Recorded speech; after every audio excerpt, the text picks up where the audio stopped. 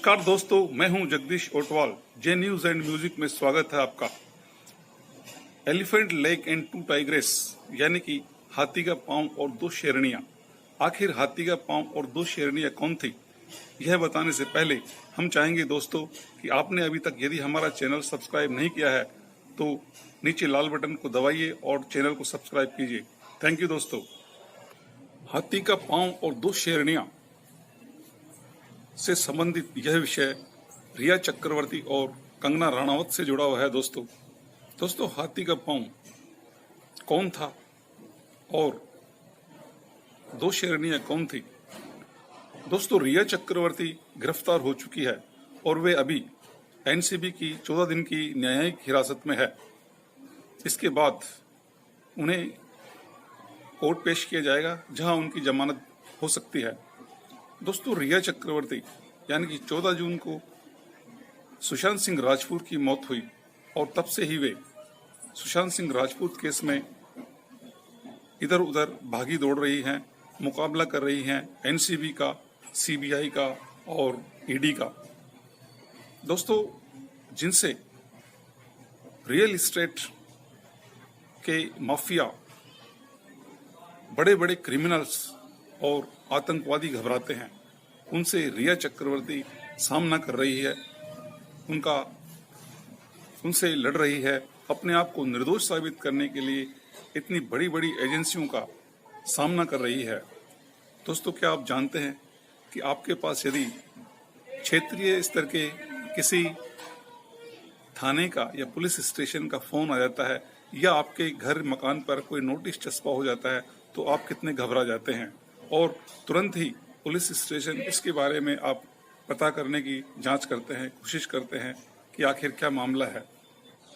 घर पर चस्पा नोटिस और पुलिस के एक फोन से आप इतने घबरा उठते हैं कि तुरंत ही कोशिश करने की, कांटेक्ट करने की प्रयास करते हैं, कोशिश करते हैं। जिसमें रिया चक्रवर्ती सुशांत सिंह राजपूत की मौत से पहले ही एक अभिनेत्री बनने के लिए स्ट्रगल कर रही है, सुशांत सिंह राजपूत की बीमारी को संभालने की कोशिश कर रही थी।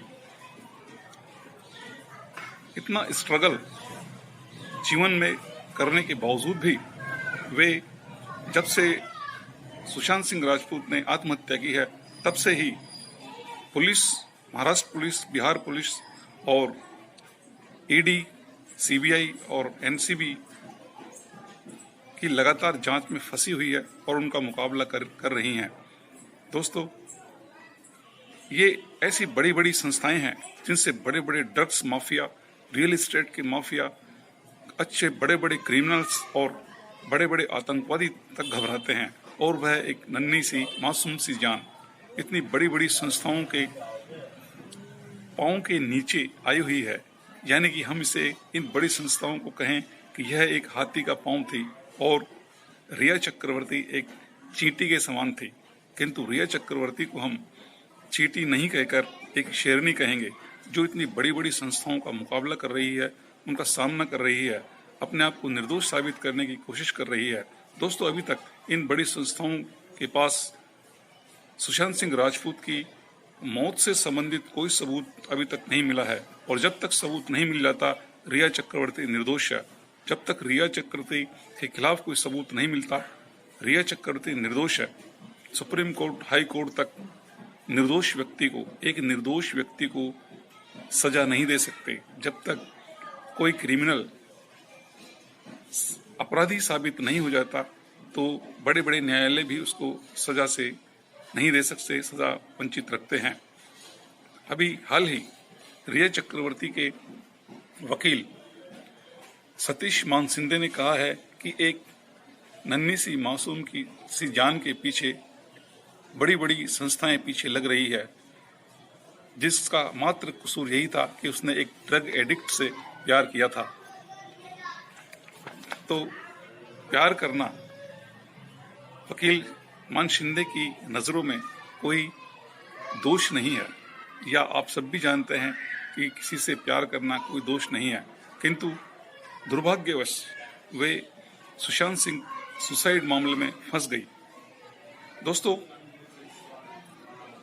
रिया चक्रवर्ती अभी तक बचने की कोशिश कर रही हैं और जब तक वे निर्दोष हैं तब तक कि उन्हें उनके खिलाफ कोई सबूत नहीं मिल जाता। दोस्तों, रिया चक्रवर्ती का एक नेगेटिव और दूसरा पहलू यह भी है कि यदि वे सुशांत सिंह राजपूत से प्यार करती थी और विवाह करना चाहती थी तो उन्होंने सुशांत सिंह राजपूत को ड्रग्स लेने से क्यों नहीं रोका? क्या यदि सुशांत सिंह राजपूत अपने परिवार के साथ रहते तो उनके परिवार वाले क्या उन्हें ड्रग्स लेने देते?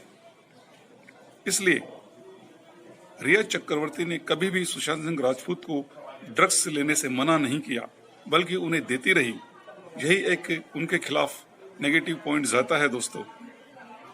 अतः जब तक इस षड्यंत्र का, साजिश का सबूत जब तक नहीं मिल जाता इन जांच एजेंसियों को, तब तक वे निर्दोष है। और जैसे ही कोई सबूत मिल जाता है तो वे इस अपराध में शामिल हो सकती है।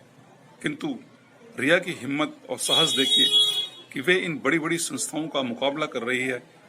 वे एक हाथी के पांव के नीचे चींटी के समान दबी हुई हैं।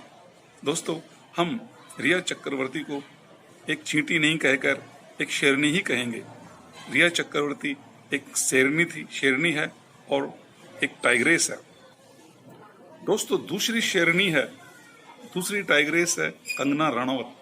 कंगना रनावत ने हमेशा ही, जब से सुशांत केस हुआ है तब से ही इस सिस्टम के खिलाफ, बॉलीवुड के सिस्टम के खिलाफ, बॉलीवुड में छाई एक इमोशनल अनैतिक लिंचिंग या इमोशनल अव्यवहार के खिलाफ लड़ती रही है। दोस्तों, कंगना रनावत ने पूरे महाराष्ट्र सरकार से और पूरे बॉलीवुड से एक तरह से प्रॉक्सी वॉर युद्ध किया है और वे बॉलीवुड से और महाराष्ट्र सरकार से दुश्मनी ले बैठी हैं। लिहाजा वे भी, कंगना रनावत भी इस पूरे सिस्टम के खिलाफ लड़ रही है। जो उन्होंने संघर्ष किया, जो उन्होंने अनुभव किया, महसूस किया, वह सुशांत सिंह राजपूत सुसाइड केस से मुखर होकर उनके मुंह से निकल पड़ा। जो अन्याय उन्होंने बर्दाश्त किया, उस अन्याय को उन्होंने दुनिया के सामने मुखरित कर दिया। तो दोस्तों, पूरे सिस्टम के खिलाफ लड़कर कंगना रनावत भी एक शेरनी की भांति काम कर रही है। तो यह था दोस्तों दो शेरनियां, हाथी का पांव यानी बड़ी बड़ी संस्थाएं, सीबीआई, ईडी और एनसीबी, ये बड़ी संस्थाएं एक हाथी का पांव है जिसके नीचे दबी हुई रिया चक्रवर्ती, और दूसरी शेरनी है कंगना रनावत जो एक भरपूर सिस्टम के खिलाफ संघर्ष कर रही है, लड़ाई लड़ रही है। चलते हैं दोस्तों, लाइक कीजिए, सब्सक्राइब कीजिए। Elephant leg and 2 tigress. Thank you very much.